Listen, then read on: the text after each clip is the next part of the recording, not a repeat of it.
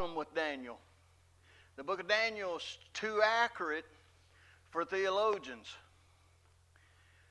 The theologians, the people that have given their life to teach other people about God. Theology is the study of God. They don't believe in the book of Daniel. Now, it's really sad, but that's the predominant belief. And when you read what they say it couldn't have been written beforehand because it's too accurate. Yet they're supposed to believe in God. Now, you may think I'm just making stuff up. I'm not. I mean, I know I look stupid, but I'm not stupid enough to stand up here and just make stuff up. So Protestant theologians in seminaries all over, and Baptists too, all of the higher learning in Catholicism, the Catholics don't even put the book of Daniel in the grouping with the prophets. They put it in like a hyperpipia or something because they say he's too good of a prophet. There's 4 different scenarios in the book of Daniel where it foretells the future in very minute, specific ways, and they can't wrap their brains around it. The book of Daniel is in the Old Testament, and there's no Jewish rabbis who believe that it's accurate or true. So if you, before we're done, believe in the book of Daniel, you'll be in a very little group of Bible believers. You know, you would think that Christian people would be Bible believers, but they're mostly biblical illiterates. So, they believe it had to be written after Jesus was crucified. So, everyone's in the same camp. Well, we don't really care what they believe, right? We care what the book says. You say, well, how could they come up with such a crazy belief? Well, let me show you. Mark chapter 13, verse 14. Here's a good place to start. And Zane's like, I thought we was in Daniel. Well, we are, Zane. Hang on. This is Jesus talking. But when ye shall see the abomination of desolation, spoken of by Daniel the prophet. Now, there are people who's left this church that would tell you that was the COVID-19 vaccine. The abomination that makes desolation. But that's not true. Spoken of by Daniel the prophet. So Jesus is talking to a crowd and he's teaching.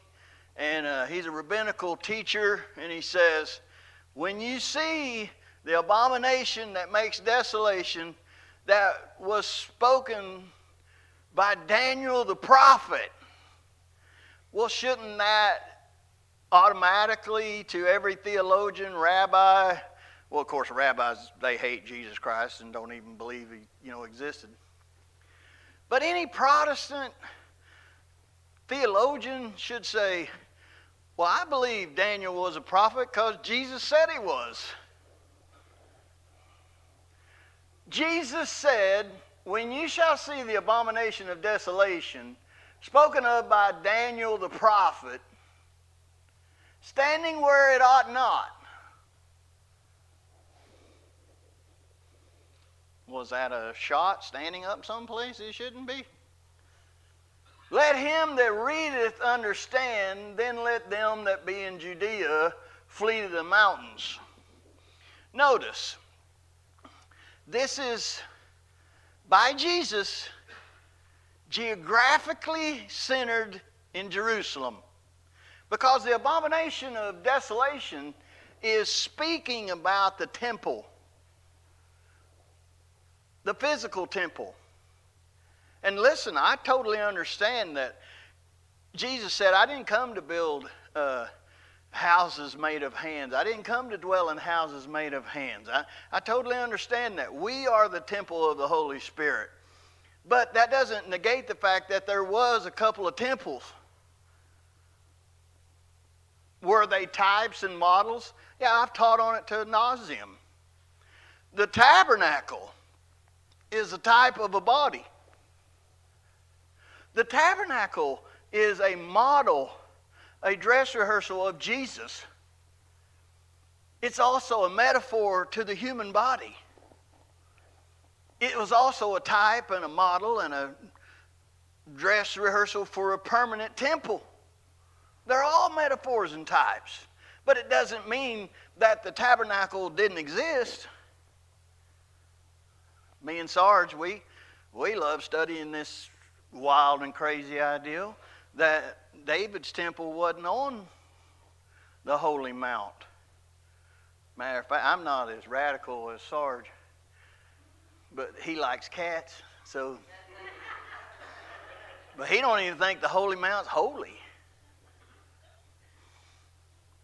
Now, he's got these wild, crazy ideals where in the book of Acts it says they stepped off the steps of the temple and they stepped to where, Sarge? The steps of that Roman fort. Well, Fort Antonio is down in the old city of David, not on the Holy Mount. My point is, I got sidetracked. Jesus said, Daniel the prophet. Well, where could they come up with these harebrained ideals? Let me show you. Mark, same verse. I could do this every time, but people get sick of it. Mark 13:14, NIV. You want to see where they come up with these crazy ideals? Let me show you. Here we go. Ready? Jesus speaking. When you see the abomination that causes desolation, standing where it does not belong, let the reader understand. Then let those who are in Judea flee to the mountains. Well, what about those in Okisa? Some of them took the shot. Well, what's missing? There ain't no mention of Daniel anywhere in that verse. And there sure ain't no endorsement that he's a prophet. Now that's what we believe to be the words of Jesus Christ. Now you got to be a really highly educated theologian to think you're good enough to take away the words of Jesus Christ. But the Greek manuscript that the NIV is translated from is called a Vaticanus text. It's called the Vaticanus text because it was found in the Vatican. You understand now why nobody in the Vatican thinks Daniel's a prophet?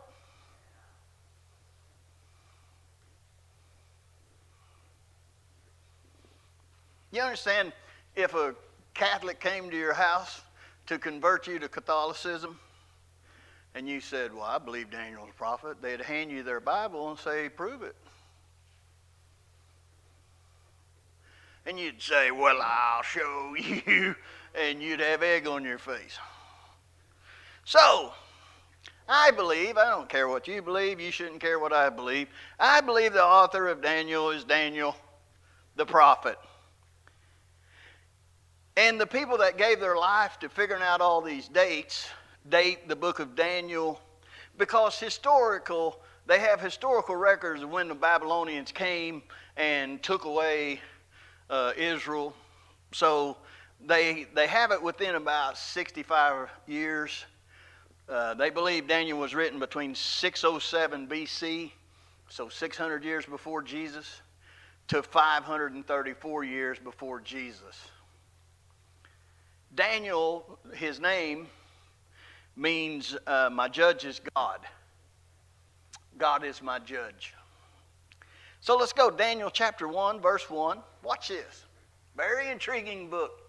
In the third year of the reign of Jehoiakim, king of Judah, came Nebuchadnezzar, king of Babylon, unto Jerusalem and besieged it.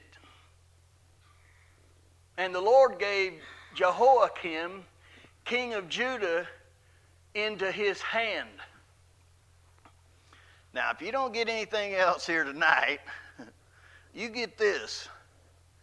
The Babylonians didn't come in there and destroy Israel and take away all the little children of the Israelites. God gave them to them. There's people mad at me right now because, I say the people in Israel are devil worshipers. Hey, shut up talking about me and go talk to one of them.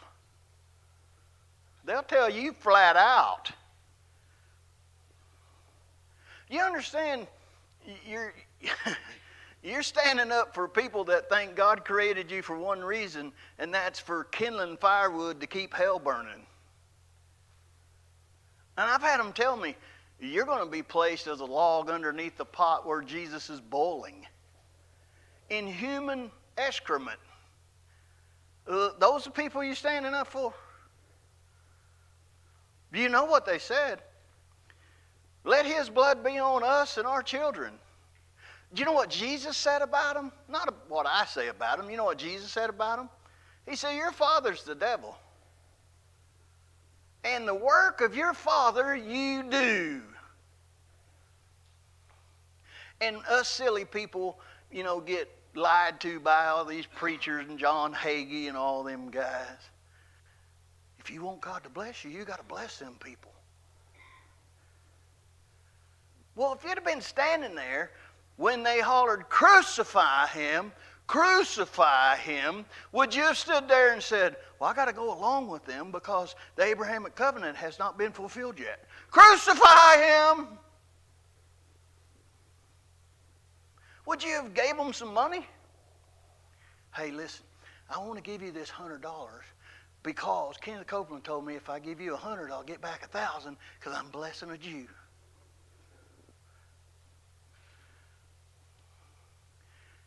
Can I give a $100 tip to the Roman soldiers that's going to nail Jesus to the cross? Well, no, come on. Look what it says. And the Lord gave Jehoiakim, king of Judah, into the hand of the Babylonian king. Who did? The Lord did. It's the Lord that's orchestrating the whole thing now to destroy the place.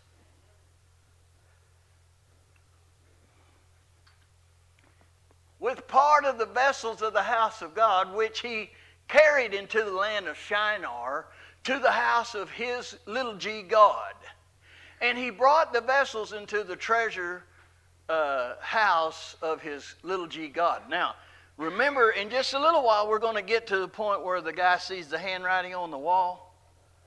And that's one of the greatest poetic King James verses in all the world. And it says that little king saw the hand, and there wasn't no man behind it, and it was writing. And the King James says, his knees smote together, and his bowels were loosed. I'll just leave that to your imagination. I won't try to demonstrate that. The Message Bible, I don't know what it says, but it probably says something like this. And he was greatly frightened. No, he messed himself.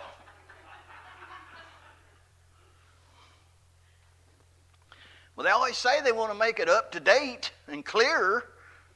Why don't they?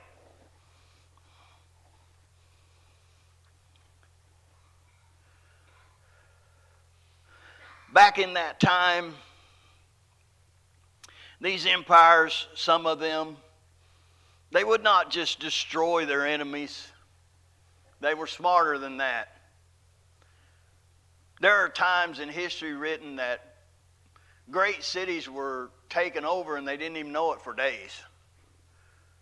Because it made more sense than just to destroy everything, to just go in and start ruling everything. For example, when Jesus was alive walking around, Israel was under Roman control. But Rome had a tendency to destroy stuff, but they were trying to act like Babylon and just take stuff and tax the people. So in Jesus' day, it was all about the tax going to the Roman soldiers. They didn't want an uproar. They sent Pilate into Jerusalem to keep it squelched. So the what? So the money train kept coming in. Why do you think they hated Matthew so much? Now the series The Chosen, they've got some problems. But they done a great job on this Matthew guy. And I don't know who that little guy is, but man, he's done a great job. But the other day, a few months ago, The Chosen, they had this blatantly homosexual cameraman. And it's coming up Pride Month. So that idiot puts this pride flag over all of his cameras and everywhere, and he's wearing the shirts and stuff. Well, that made a problem for Christian people that are there on set. So they asked The Chosen about it, and they said, well, they knew he was a homosexual when they hired him, but he's a really good camera guy. But why was Matthew ostracized? Because he was collecting taxes for Rome. Now, they would take these nations over, and they didn't destroy the wealth. They used the wealth. And so in 70 A.D., after the resurrection of Jesus, at sometime 33 A.D., the Jews just kept getting worse and worse and worse, and Nero went deeper and deeper and deeper into insanity. And they were there to squelch the rebellion, and the fire got out of hand. I used to have an old preacher who said, hey, they didn't have all these rural fire departments, and a fire was a terrible thing. Ask Sally about a fire. It can come through and sweep through and destroy everything you've worked for your whole life in a matter of seconds. And so in the city of Jerusalem, everything was just built on top of each other. Everything is dry. Everything is very flammable. And the fire got out of hand. Now, they didn't want to burn down the temple, but it did. It burned to the ground. So this is one of the problems. How could Daniel predict the destruction of Jerusalem 600 years before? Well, let's go. Daniel 9:24. Watch this. 70 weeks are determined upon thy people and upon thy holy city. Now, the holy city is Jerusalem, okay? Now, this is something we're going to spend a lot of time when we get there, because this prophecy they cannot believe. And when we get there, it'll be almost unbelievable. But this is 70 weeks of years. So there's 70 sections of 7-year periods, okay? The Jews had weeks of years. Weeks of months. In other words, groups of 7 months. Weeks of days. This is a reference to 7-year period would be 1 week of years. Is that clear? Because it's really confusing. So Daniel says 70 weeks are determined upon thy people. Not the people in Papua New Guinea. Not the people in Australia. But aren't they a weird bunch? Got these little weird bears. They're just weird.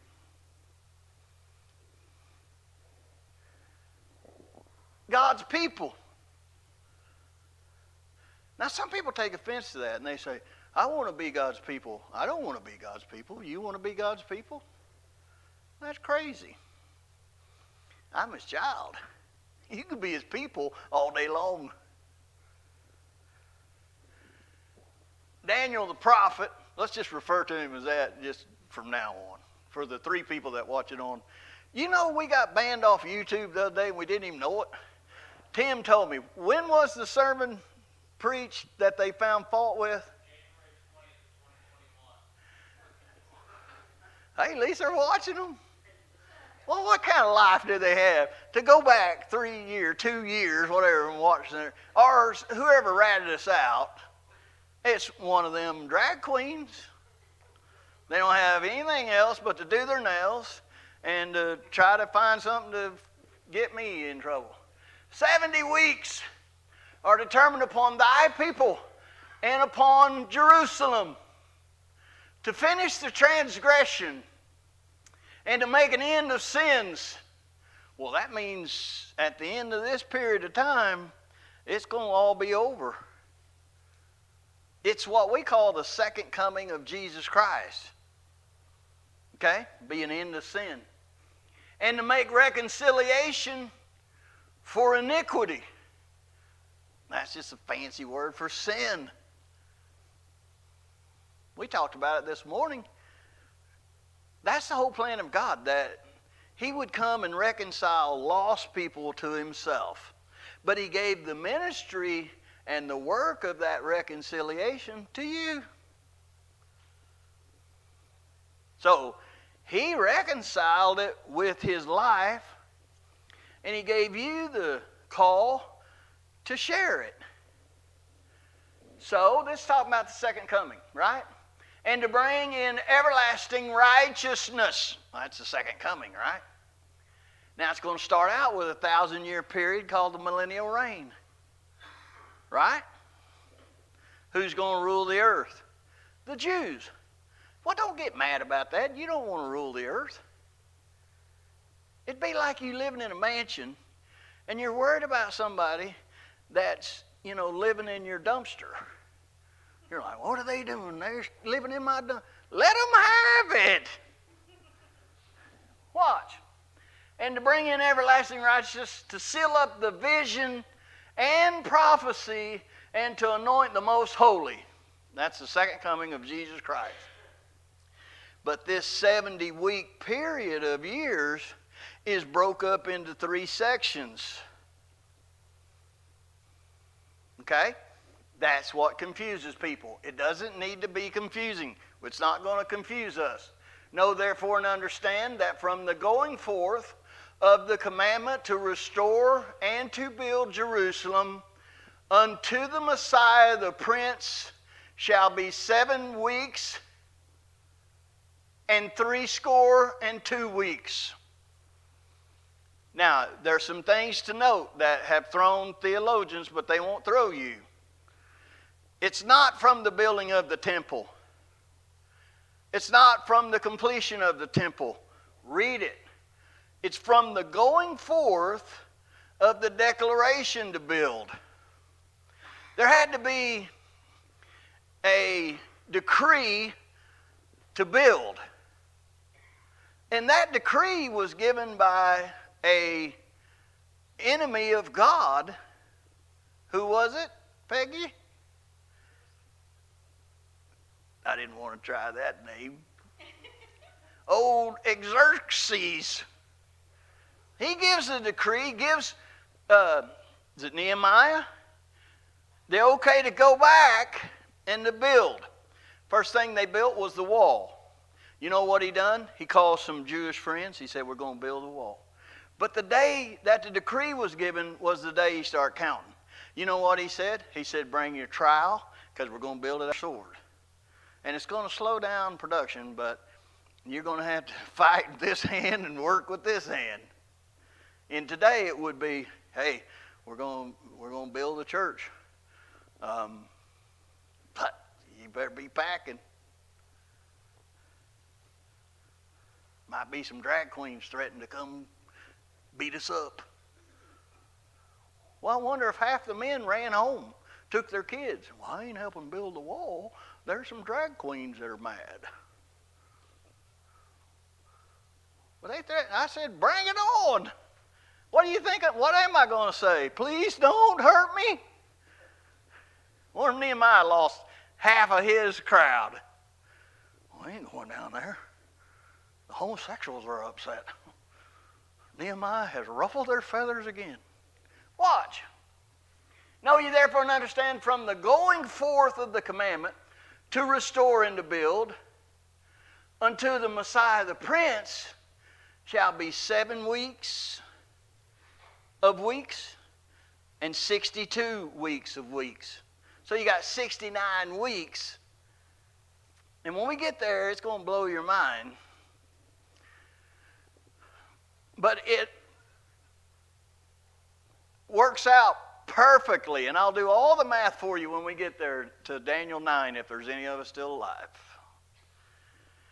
The day Jesus rode in on a baby donkey was exactly that day. And that was the first time that he allowed anybody to declare him the Messiah. Always in the past, he wouldn't let them. He'd say, shh, don't tell nobody. What? You're blind from birth, 38 years, and a man touches you, and the first thing you see is his face, and he says, listen, let's just keep this between me and you. You know, you're like, what, are you crazy? I can't keep this between me and you. My people's going to know when they don't see me bumping into stuff. My people's going to know when I give away my glasses, you know, my sunglasses. But he's waiting for that day. And that's this day right here, and you'll see it. So, the street shall be built again, and the wall, even in troublous times. Watch this. And after 62 weeks, remember how he phrased it in the verse before. There's a section of 7 weeks of weeks. And then there's a section of 62 weeks. It's in its own section. Then he comes back and refers to it again, and he says, after the 62 weeks shall Messiah be cut off. So he gave you a specific day when the Messiah would be declared the Messiah. He did not give you a specific day of when he would be murdered. When the Bible says in the Old Testament cut off, it means cut off from the land of the living. Okay? So you don't have a specific day. It just is going to come after the 62-week period. And in Jesus' situation, it came 4 days later. Right? So the Messiah will be cut off, but not for himself. He won't be murdered for himself. And the people of the prince, watch this, and the people of the prince that shall come. That's a reference to the Antichrist, the prince that shall come.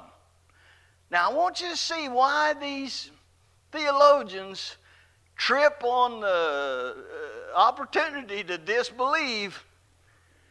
And the people of the prince that shall come shall destroy the city and the sanctuary. That's a fancy word for temple. And the end thereof shall be with a flood, and unto the end of the war desolations are determined. Do you know what you just read? The prophet Daniel said, after this 62 weeks of weeks period, then the Messiah will be killed. And the people of the Antichrist will destroy, go back to that verse if you can, Tim. They'll destroy Jerusalem and the temple. Well, these theologians said, there ain't no way some guy 600 years before could have gotten that so specific.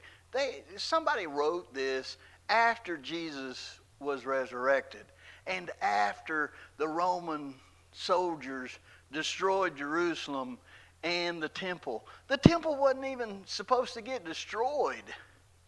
But the fire got out of hand. You see what you just read? If you choose to believe Daniel, a prophecy 600 years before it happened, and it gave you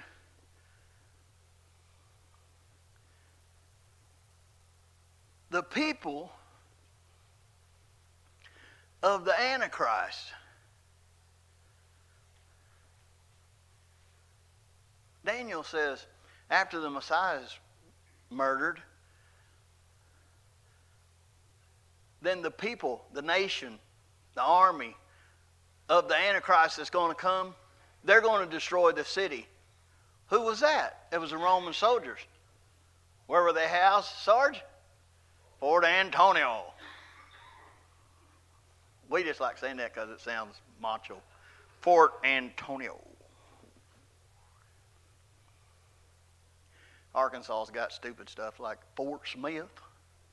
Why don't them Fort Antonio, man? You see what you read? The people of the prince that shall come shall destroy the city and the sanctuary. Do you understand why for hundreds and hundreds of years the Christian faith has said that the Antichrist would be the Pope? And before you get all mad, do you understand for hundreds and hundreds of years the Catholic Church itself said the Antichrist would be the Pope? Now you say, are you saying the Antichrist is the Pope? No, I ain't saying that. But I'm saying he's going to have something to do with Rome.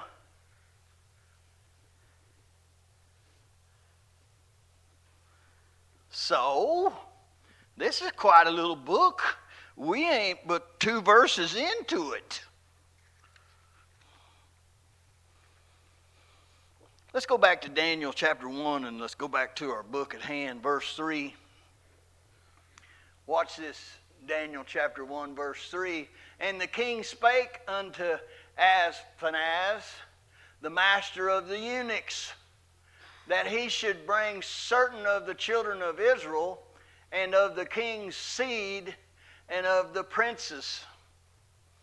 So there's a good chance that Daniel might have been out of the royal line, or at least Shadrach, Meshach, and Abednego was out of the king's line. But they were chosen. Most people in Israel was slaughtered. But they kept the best, the smartest, the healthiest.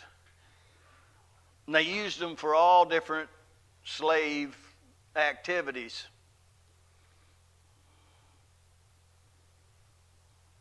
But they were all made eunuchs.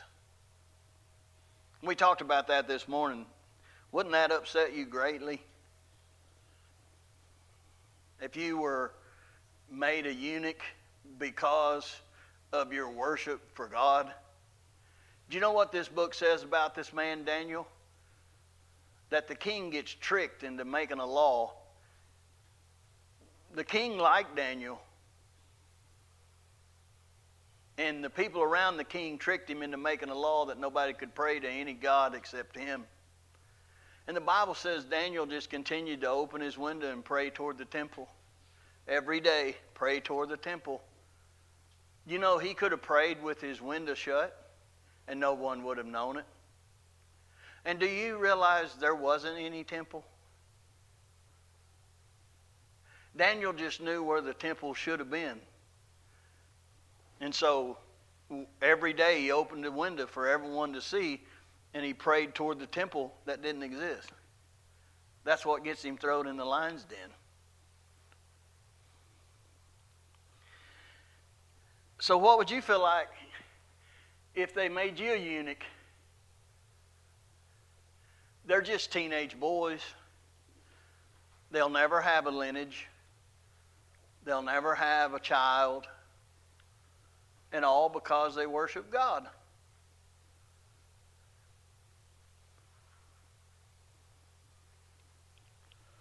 Would that taint your relationship with God? See, the problem is we know that God is all powerful. we know He's omnipresent. We know He's all-knowing. And we know that He could stop it if He wanted to, and He don't.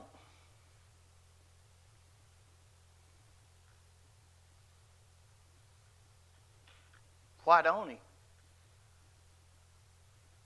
You know, we had a great session at 5 o'clock with the gifted and talented, and we just kept asking these questions and trying to find the answers. And that group of people are amazing. And I try to leave them with a cliffhanger. And we always talk about God giving us our free will. And it's the greatest thing that God ever gave us was our free will. And we can freely choose to serve Him and love Him. And it's also the worst thing He ever gave us because we can choose not to. And most of the time we don't. And so we talked about the tree of good and evil and the tree of life and what would have happened if they'd have went right straight to the tree of life. And we said, well, they didn't need to. They already had eternal life. Well, what would have happened if they would have never went to the tree of the knowledge of good and evil? Well, it wouldn't have taken long and somebody would have sinned. And then we said, God knew they were going to sin. Well, yeah, He knew, but they had their free will, didn't they? Yeah. Well, then what would have happened if they went to the tree of the knowledge of good and evil and then they ran to the tree of life? And that's in chapter 3 of Genesis exactly why God said, they've went to the tree of the knowledge of good and evil, and now I got to get them out of here unless they would go to the tree of life. So I left them with this question. I'll leave it with you. Why does this God that gives you your free will take away their free will and puts a cherub there with a fiery sword and will not allow them to get to the tree of life? We always talk about how God just gives you your free will. You just willy-nilly, you're the captain of your own ship, you're whatever. He doesn't always do that, does He? Do you know what? Primarily, God is our father figure. And sometimes He loves us enough to keep us from doing the most stupidest stuff. Didn't you do that with your kids?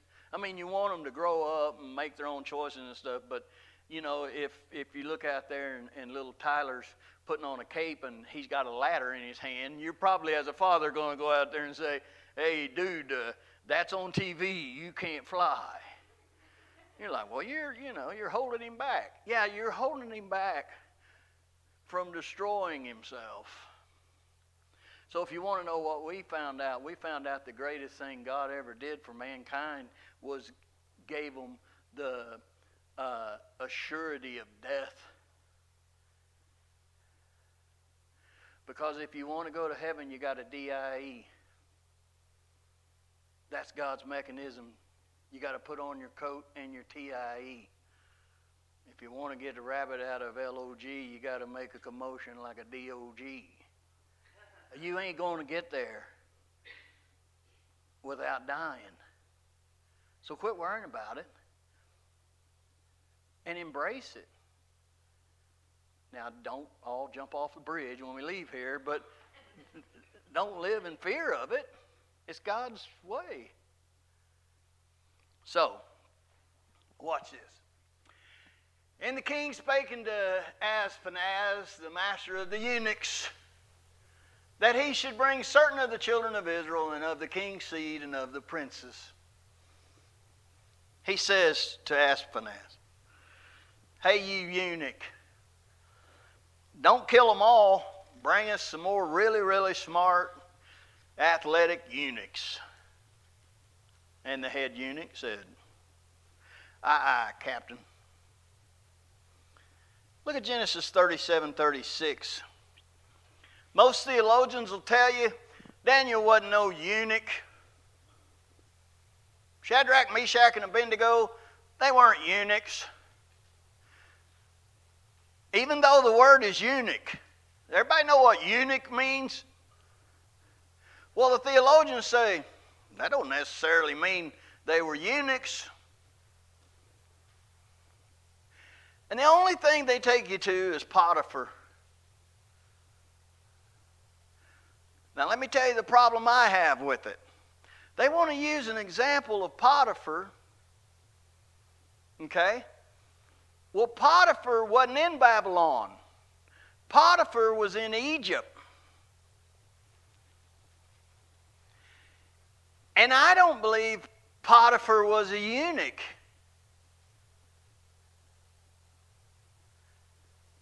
I'll show you why. The theologians will tell you that not all eunuchs were eunuchs.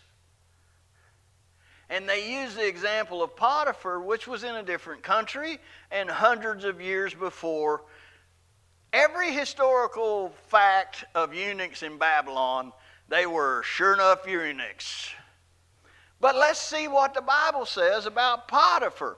So Genesis 37:36, and the Midianites sold him into Egypt unto Potiphar, an officer of Pharaoh's and the captain of the guard.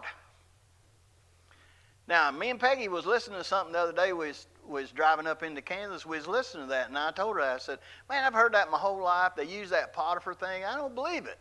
And I'll show you why. That word there for officer is pronounced saris. It's a Hebrew word, Strong's H5631. It can be translated officer.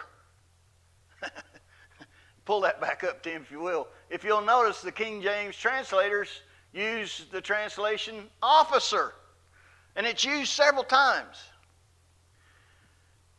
It can also mean a eunuch that's in charge of other eunuchs. It's used in the Bible as a eunuch 17 times, as an officer, the word officer, 12 times, and it can refer to a female valet or chambermaid used 13 times. So as a translator, the King James translators said, in the context of the story, it's talking about a man, because he has a wife. He's the captain of the guard, so it can't be a chambermaid or a valet, because the context describes the word to be used best. And then they said, he's an officer. He's a high-ranking officer, and he is married to a whorish woman, so they didn't use eunuch. Well, neither did the NIV, the RASV. Nobody used eunuch. Because in the context of that story, he's probably not a eunuch. Now, I heard a Bible teacher one time teaching on this, and he said, there's overwhelmingly proof that he was a eunuch. And the proof is his wife wanted to have sex with Joseph. I thought, that's not overwhelming proof. There's married people have sex with other people all the time. Doesn't mean their spouse is a eunuch. I think they translated the right word, officer. And I think they translated the right word in Daniel, eunuch. When they took you as a slave, they didn't want you producing little Hebrew babies. You know, it's always an attack on the babies. Have you figured that out yet? You don't have to go very far. What did Pharaoh say? Pharaoh said, we're going to kill all these Hebrew babies. So they hid Moses. What did they say at the time of Jesus? We're going to kill all the Hebrew male babies. We perfected it now. Boy, there's a guy. And I just admit, I'm backslid, I think, in some form or fashion.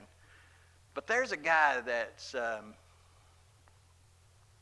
he's that little nerdy guy that makes Christian movies. What's his name? I think it might be him, Captain Kirk. He's made a video about the testimony of a technician in a hospital that was called into the operating room of an abortion think it's a couple of times I wanted to show it here, and then I backslid, and I was like, man, they can't do it. I don't think they can watch it, man. One of these days, maybe I'll. But, there's a part of me that says that's what we need to see. Because we've heard it's a procedure. We've heard it's a blob, and we've heard it's a fetus. What's a fetus? No, man, it's a baby.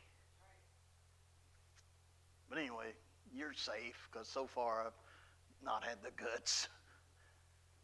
But boy, 20 years ago, I'd have showed it the first time I saw it.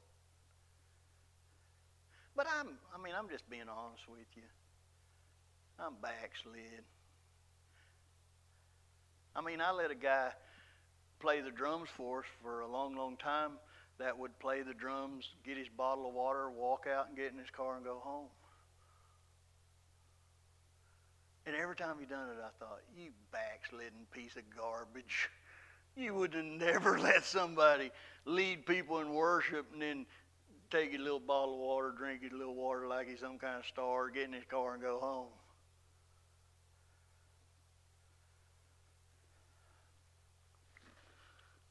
So I'm backslid. I think he's a eunuch. So the King James translators, they looked at the context of the story and saw that he had a wife and he was second in command, and they translated it officer. And in Daniel, they translated it eunuch. Now I want to go on to the next verse. We're just rocking right along, right? Daniel chapter 1, verse 4. It has a word in it. Watch this. Children in whom was no blemish, but well favored and skillful in all wisdom and cunning in knowledge. Well, these guys are really smart. And understanding science, and such as had ability in them to stand in the king's palace, in whom they might teach the learning and the tongue of the Chaldeans. Now, you probably don't know, but you're in the presence of a sure enough scientist. So, Sally, could you give us the definition of science? What is science? Generally speaking, it's anything that can be proven as a fact, and proven over and over, and it never changes. Repeatable, right? And can be proven. Well, let me just say this if I don't get anything else out. What is put forth as science today is not science. Number one, science is supposed to be true and accurate and repeatable. But the number one paid scientist told you need to wear a mask. Let me show you what I'm talking about. I'm not crazy. Science. This word science is connected to Babylon. In the Bible, the word science is used twice.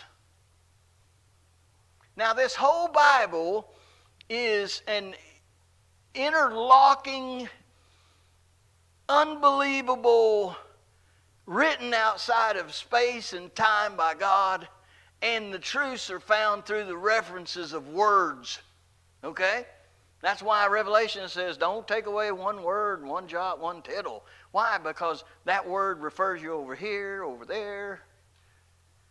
But I thought this was interesting. So let's look at Daniel chapter 1, verse 4. And let's look at it in, I just picked the NIV because that's one we can get for free. You can pick any other Bible you want. Let's see what it says in the NIV. So these young men, they want to keep these young men that are pretty and thin. So I'd have been the first one killed, right? Young men without any physical defects, handsome, showing aptitude for every kind of learning. Really smart. Well informed, quick to understand, and qualified to serve in the king's palace. He was to teach them the language and literature of the Babylonians. And you say, well, big deal. Science wasn't the only word they took out of there. They took out a whole bunch of words. Well, hang on, I'm not through. I got 10 more minutes. Don't you think that's strange? Why? This is the age of science. You understand that's why they always called evolution a theory, the theory of evolution, because they couldn't find not one iota of truth in it. If they could have, it would not have been a theory anymore. But why is science gone? Well, maybe so you can't trace science back to Babylonian sorcery and mumbo jumbo. Well, I told you that the word is in the Bible twice. Let's go look at the other reference of this word that we know all about, right? 1 Timothy chapter 6, verse 20. Watch this. Oh, Timothy, this is Paul writing to Timothy. He's the pastor of the church of Ephesus. Remember? Oh, Timothy, keep that which is committed to thy trust. Avoid profane and vain babblings. In other words, don't watch the nightly news. It's profane and vain babblings and oppositions of science, falsely so called. In my Bible on my desk, I got Fauci name driven there with an error to it. Science. Well, this Bible, you ain't going to beat this Bible. Falsely so called. This is Paul talking to Timothy after the resurrection of Jesus, and there is no one in the Bible more educated than the Apostle Paul. And he's making fun of science because it's falsely called science when it's not accurate, true, and repeatable. We don't have a handle on that definition. It's been that definition of science from eons. But there were people promoting and talking about things they were claiming were scientific, and the Apostle Paul's making fun of them. He said, don't waste your time with vain babblings, talking about stuff that don't mean anything. And whatever you do, don't waste your time with science, falsely so called. Well, what would be the odds that they'd take that word out again? Look at it. 1 Timothy chapter 6, verse 20. O Timothy, keep that which is committed to thy trust. Avoid profane and vain babblings and opposition of science falsely so called. Now look at it in the NIV.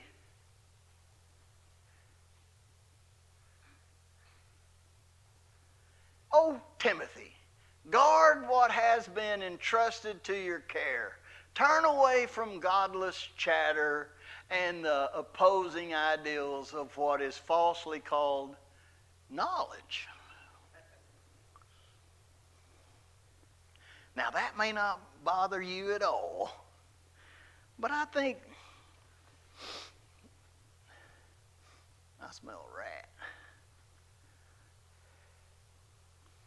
Back to Daniel. Daniel chapter 1 verse 5. Now we're going to get into something here. And the king appointed them a daily provision of the king's meat. Now they're getting to eat what the king is eating. They are preferred above everybody else. Whatever the king's eating, whatever the king's drinking, that's what they get. They can eat all they want. It's a glorified golden corral. And of wine which he drank, so nourishing them 3 years, that at the end thereof they might stand before the king. Now among these were of the children of Judah, Daniel, Hananiah, Mishael, and Azariah. unto whom the prince of the eunuchs gave names, for he gave unto Daniel the name Belteshazzar, and to Hananiah Shadrach, and to Mishael Meshach, and to Azariah Abednego. So we would be amiss if we didn't tell you what their names mean. Daniel means God is my judge. Hananiah means beloved of the Lord. Mishael means who is as God. And Azariah means the Lord is my help. Daniel's name was changed to Belteshazzar. Belteshazzar means prince of Baal. So he went from his name, meaning God was his judge, to being the offspring of the devil. His name, Belteshazzar, meant the prince of Baal. Baal is another word for the devil.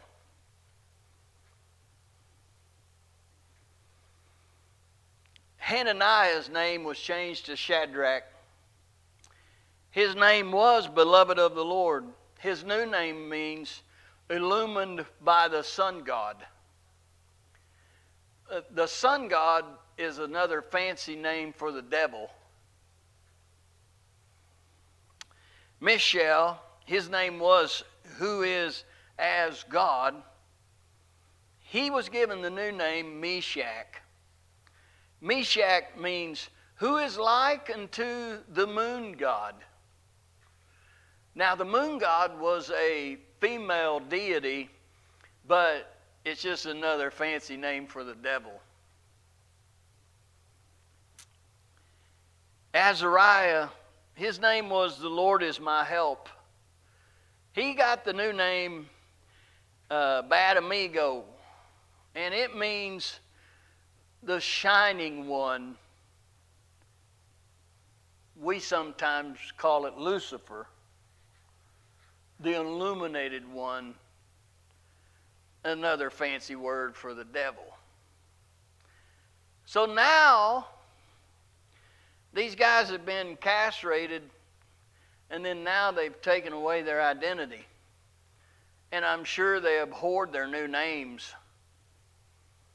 because they're not talking about Baal, they're not talking about the sun god, the moon god, the shining one, they're talking about the devil. Look at Deuteronomy 36, verse 17, and you got to get this through your heads. These little g gods are devils. They're not gods at all. It's talking about the children that come out of Israel. They sanctified unto devils, not to God, to gods, little g, whom they knew not, to new gods that came newly up, whom your fathers feared not. They weren't worshiping and sacrificing to gods. They were worshiping the devil. So back to Daniel, and we'll close it up. Daniel chapter 1, verse 8. Here we go. But Daniel purposed in his heart that he would not defile himself with the portion of the king's meat. He didn't want to eat what the king wanted him to eat. Now notice, he didn't try to push this on anybody else. It's what's known today as the Daniel diet. It almost killed my friend Tim Swybothien one time. Remember that, Tim? What could you eat on that diet?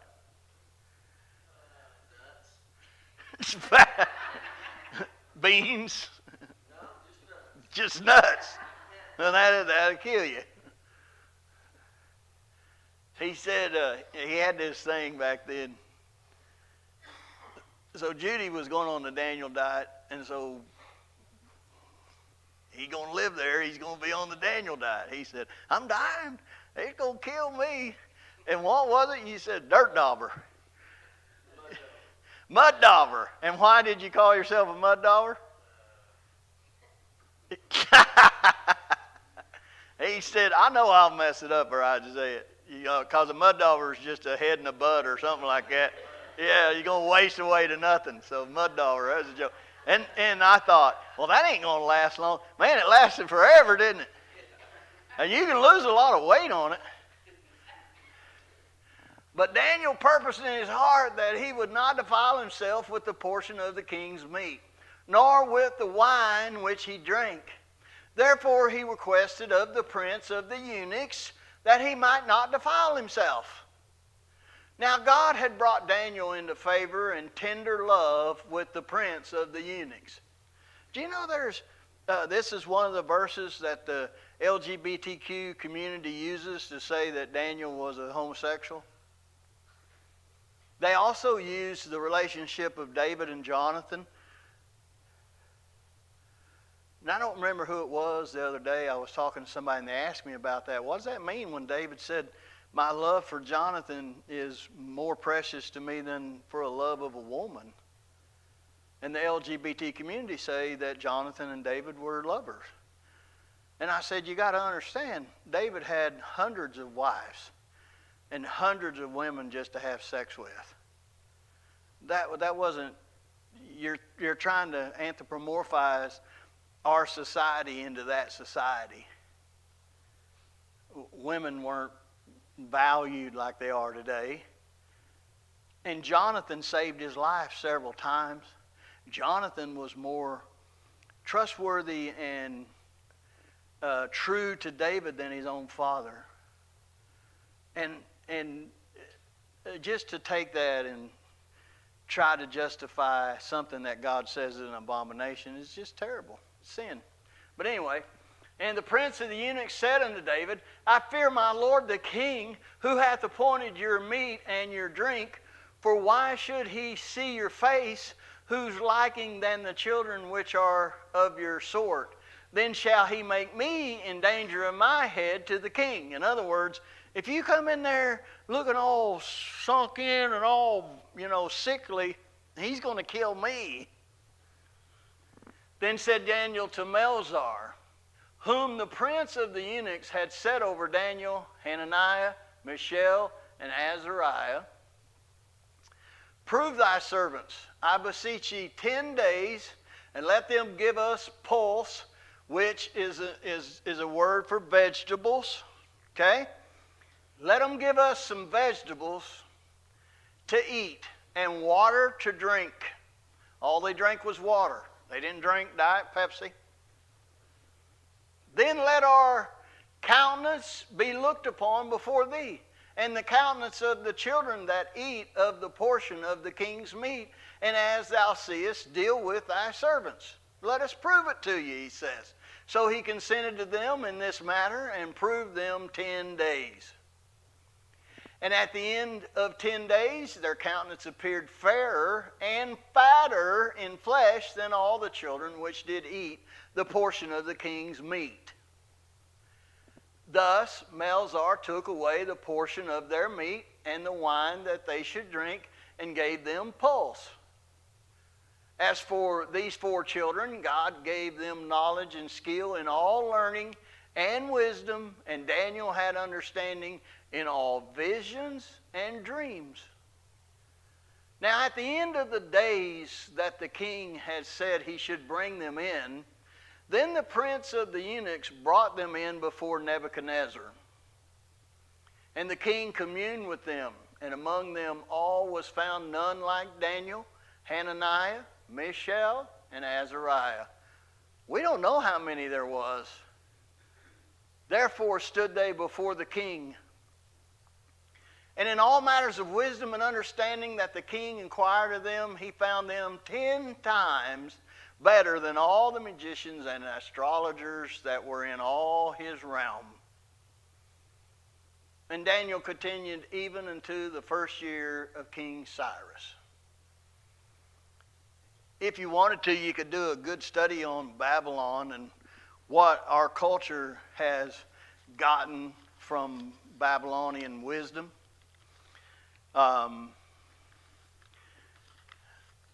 They had plotted the stars. They are the ones that created astrology. God had given the gospel in the stars called the Mazzaroth to the Jews. When you look up at the stars and you see the constellation Virgo, Well, that's the story of the virgin giving birth to the Lion of the tribe of Judah. And on and on and on. You have 12 constellations. And the story of salvation and the gospel is in the constellation of the stars. But God said it's evil to look at them for divining things. Babylonians figured out astrology. And everything that God had given a name for in the constellation of the stars, they gave a new name for. Just like they gave a new name to Daniel and the boys. They also are the one that came up with the circle, 360 degrees. They came up primarily with your calendar. They came up with mathematics, on and on and on. And I think there's a big truth that most of the knowledge was divinely intervened into their society. So it's a neat book, and it'll help us, and it goes right hand in hand with the book of Revelation. So I hope you enjoy it. I hope you stick around. I hope God just reveals some things to you. And I hope that when you're done, you still believe that God is big enough to tell the future 600 years before it happened. The Bible is, some say, over a third prophecy. And a large percentage of that has not come to pass yet. So, we believe it. I believe there was a man named Daniel, and I believe that God spoke to him. And I believe he was just a man like me and you, but he was chosen. And you've been chosen. And I believe Daniel did some amazing things. I think Daniel wasn't perfect, though. We'll see that a couple of times. I think he could have made a boo-boo. But it'll be a fun ride, so I thank you. If you want to stick around, we'll try to figure out some jobs to do for the car show with the people that are here, and then we'll look at it again Wednesday. So let's pray. Heavenly Father, thank you for tonight. Thank you for this book. Thank you for these dear people that took out of their time to come to your house and to start this new book. Help me to teach it. Help me to do it justice. And we look forward. We give you the praise in advance for what you're going to do in this study. In Jesus' name.